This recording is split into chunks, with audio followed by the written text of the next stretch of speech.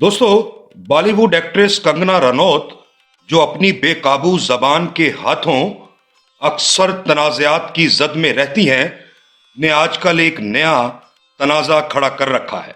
लेकिन इस बार कंगना रनौत ने जो कंट्रोवर्सी खड़ी की है, उसके पीछे सिर्फ उसका अपना जहन काम नहीं कर रहा। इस बार कंगना रनौत की बातों में भगवा रंग साफ दिखाई दे रहा है। इस ताजा तनाजे का आगाज दरअसल कंगना रनौत को दिए जाने वाले पद्मश्री अवार्ड से हुआ।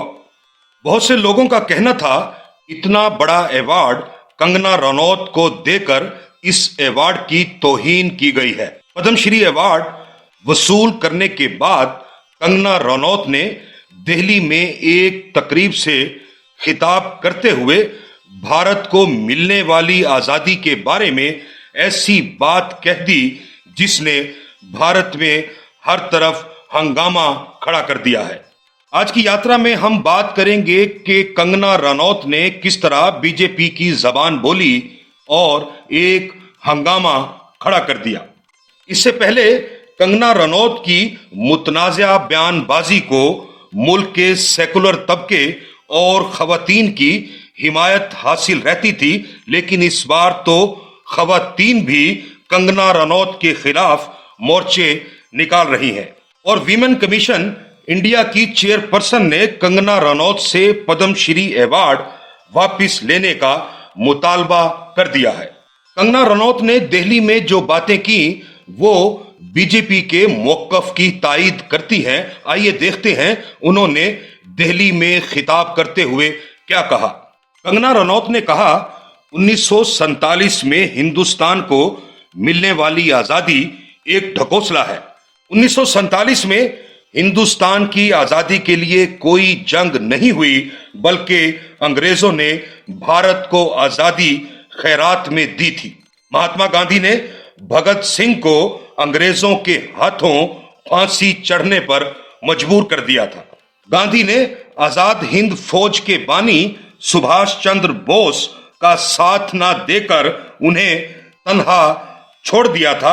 सुभाष चंद्र बोस की आजाद हिंद फौज अंग्रेजों से हिंदुस्तान का इक्तदार छीन सकती थी और अगर ऐसा हो जाता तो हिंदुस्तान के पहले वजीर आजम सुभाष चंद्र बोस होते। लेकिन गांधी और नेहरू ने ऐसा नहीं होने दिया।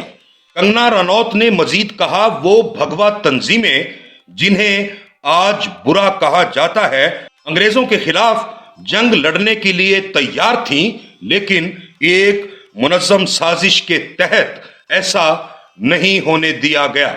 पद्मश्री कंगना रनौत ने मजीद कहा, 1940 तक आते आते अंग्रेज हुकूमत हद दर्जा कमजोर हो गई थी, इसलिए ब्रिटिश जाते जाते कांग्रेस को इक्तदार भीख में देकर गए, क्योंकि कांग्रेस अंग्रेजों की एक्सटेंशन थी।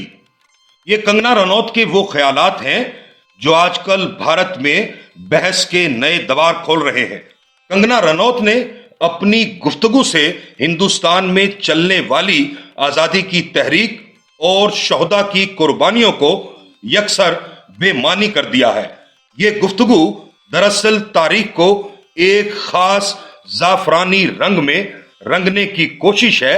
जिस तरह बीजेपी के दानिश्वर हिंदुस्तान की तारीख को एक नया रंग देने की कोशिश कर रहे हैं, कंगना रनौत की गुफ्तगू भी उसी सिलसिले की कड़ी है। हालांकि बर्रे सगीर में आजादी की तहरीक 1857 से शुरू हो गई थी और 1947 में एक बड़ी जिद्दोजहद के बाद बर्रे सगीर के लोगों को आजादी मिली। लेकिन कंगना रनौत का मकसद सिर्फ कांग्रेस, महात्मा गांधी और पंडित नेहरू का कद छोटा करना है। दरअसल आजकल कंगना रनौत की जबान पर जाफरानी रंग चढ़ा हुआ है और इससे पहले भी जाफरानी सोच रखने वाले हिंदुस्तान के वजीर आजम नरेंद्र मोदी कई मौकों पर ये कह चुके हैं कि पंडित नेहरू को भारत का पहला वजीर आजम नहीं होना चाहिए था।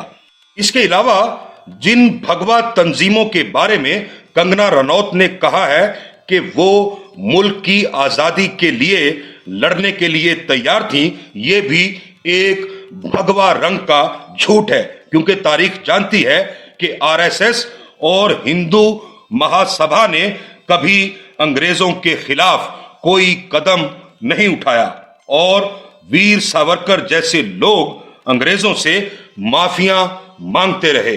दोस्तों, ये थी हमारी आज की यात्रा। अगर आपको हमारी ये यात्रा पसंद आए तो अपने दोस्तों से भी शेयर कीजिए और हमारा चैनल भी जरूर सब्सक्राइब कीजिए।